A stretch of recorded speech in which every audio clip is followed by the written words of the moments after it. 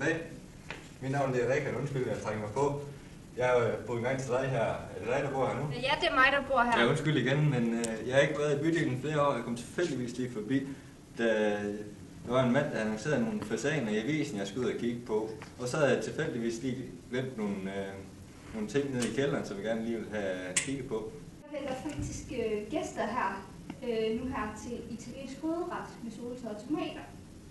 Ja, hvad sagde du? Ja, det er ikke meget. Er der stadigvæk et VVS-firma nede i stueetagen? Ja, det er der. Jeg skulle bare hente mine ting nede i kælderen, så du kom videre med din guldhest. Altså, jeg kan godt selv hente den. Det tager ikke noget ved.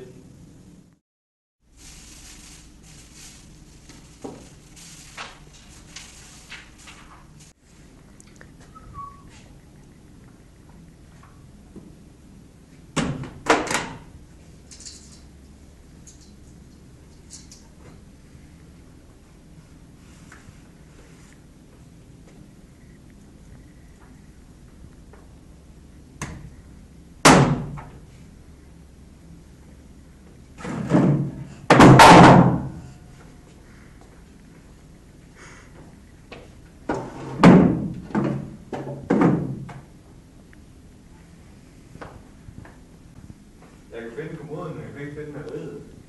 Hvordan ser det ud? Det er en solsikke, der står rødder i vand. Det er en effekt til min 21-års fødselsdag af min storebror. Nå, ja. Jeg tror faktisk, den ligger herinde under sengen. Jo, det var lige beskrivelsen af den. Jeg havde fundet den nede i kælderen, og så havde jeg, fordi jeg ikke havde noget op på væggen, så tænkte jeg, så kan jeg jo hænge den op. Det var lidt efter, jeg var flyttet ind, men så er jeg kommet lidt væk fra det igen. Værsgo. Mange tak skal I have. Tak. Så vil jeg da sige tusind tak for hjælpen. Og som tak for lejligheden, der synes jeg næsten, du skulle have en lille fasan. Nå, jamen det behøver jeg da ikke. Du får den alligevel. Nå, jamen jeg ved ikke, hvordan den skal plukkes.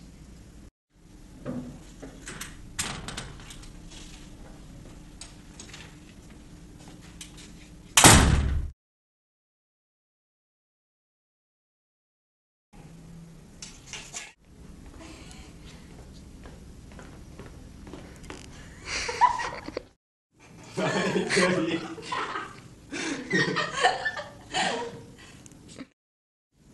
Er det stadigvæk en VVS-firma nede i kælderen? Det er stueetagen. Nå. Jeg undskyld igen.